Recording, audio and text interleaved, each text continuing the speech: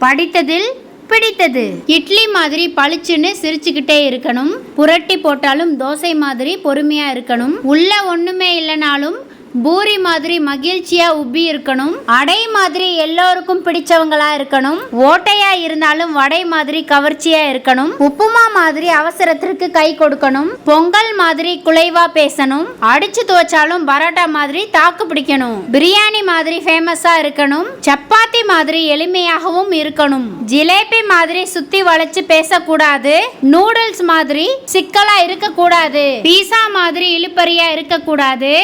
புட்டு மாதிரி உள்ளதெல்லாம் கொட்டக்கூடாது.